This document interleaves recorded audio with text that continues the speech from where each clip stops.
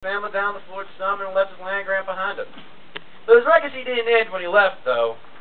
He started with and soon ended up as the center of a battle for control of his territory, stretching from the saloons to Cimarron, the Supreme Court itself.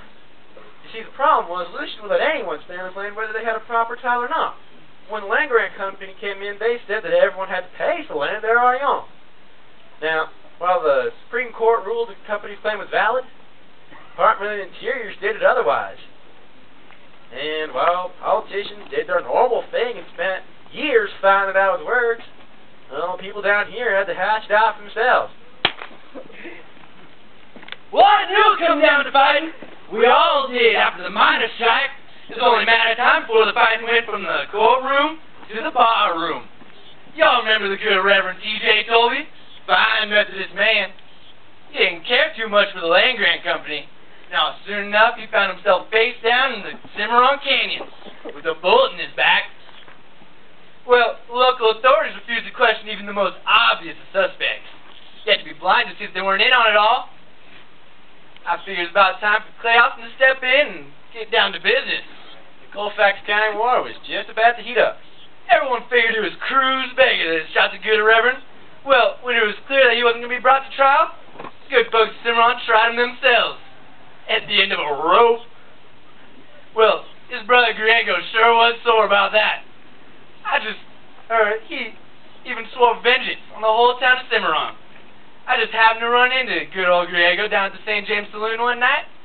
Naturally, I treated him to a drink. You never let a personal vendetta get in the way of good manners. Now, I treated him to a drink, but as soon as those empty glasses hit the bar top, he had 2 holes in him before he hit the ground.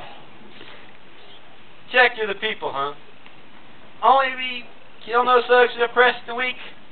Now there might be some truth to that. Well, he sure like to think of himself that way. Might even be true when he was sober. But get him drunk and you might want to clear the streets. You might end up as target practice. Being killed doesn't mean killing.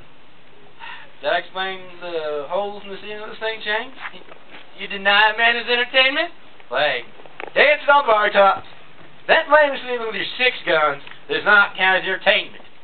It was perfectly respectable. I made sure there were no lady folk around. When you were in your cups, the entire town of Cimarron ran and locked the doors. I only rampage after those who need some rampaging, Wrangler. Does that count, Miss Bishop? When you came around courting her daughter, she just chased you out of the house with a broom. What an insult. I expect nothing less than a shotgun to evict a personage such as myself.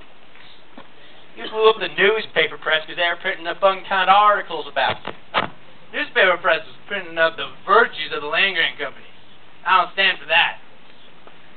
Besides, I bought him a new one, right? Only because a woman bought the paper. I don't think fights with ladies. At least there's one thing virtuous about you. That's right. You know, Wrangler, I'm actually glad we had this little talk. Now we can finally agree on something. Barkeep, put me some of that purple drink.